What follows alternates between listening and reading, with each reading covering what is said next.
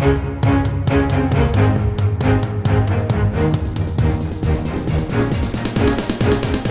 is the Washington Times front page for Monday, June 28th, 2021.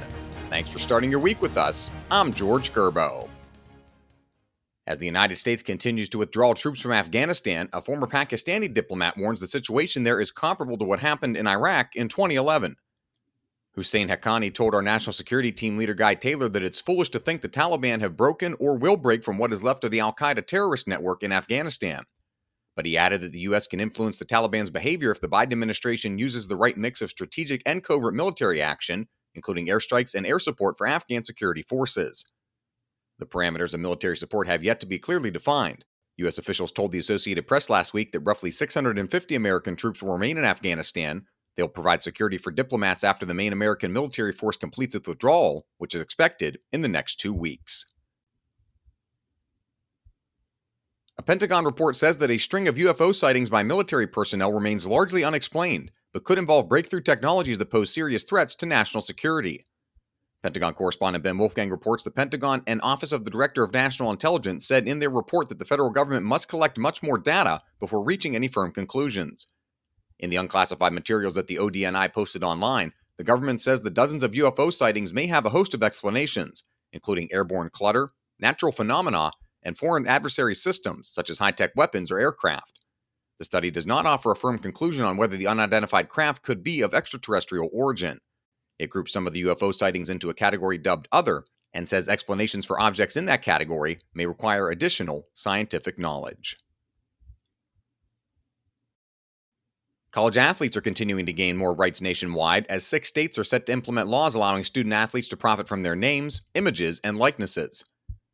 Legal affairs reporter Alex Schroyer and sports reporter Matt Paris report Florida, Georgia, Alabama, New Mexico, Texas, and Oklahoma all have NIL laws on the books, with the Connecticut bill potentially next in line. Because the laws vary from state to state, analysts say the federal government will eventually have to step in and set a nationwide standard.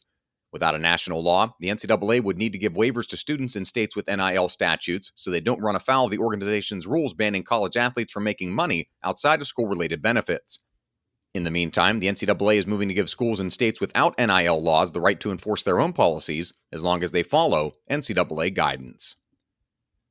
A reminder that you can find all these stories at WashingtonTimes.com/front page. Don't have access to the Times yet? Visit WashingtonTimes.com/George and get 25% off your annual subscription. Deputy Political Editor Dave Boyer looks at the details of President Biden's budget proposal and how they would impact the broader economy. The budget would allow Trump-era tax cuts to expire, increase the top marginal tax rate for ordinary income from 37% to 39.6%, double taxes on investors' capital gains and qualified dividends over $1 million, and require a death tax on certain inherited assets. Beyond those proposals, the budget would repeal some tax credits for oil and gas companies, totaling $17.8 billion over 5 years. The president has also proposed raising the corporate tax rate from 21% to 28%. The 2017 tax law lowered the rate from 35% to 21%. Although the president's bid to raise corporate taxes would affect the wealthiest Americans the most, it would also hit about 3/4 of middle-class families as companies try to offset those costs, according to the Tax Policy Center at the Urban Institute. And finally, Stephen Dinan looks at the case of an illegal immigrant accused of mugging a family of Filipino Americans in San Francisco. Carlos Claros already had a lengthy rap sheet and was on probation at the time of the attack in April, but San Francisco authorities refused to cooperate with Immigration and Customs Enforcement and released him after each run-in. ICE placed its first detainer on Claros in October 2018 after he was convicted of battery and receiving stolen property, but the agency told Stephen, due to local sanctuary laws, the detainer was not honored. Find all of today's front page stories at WashingtonTimes.com/front page or on the Washington Times app, and subscribe for free to the front page. Just search Washington Times on your favorite podcast platforms.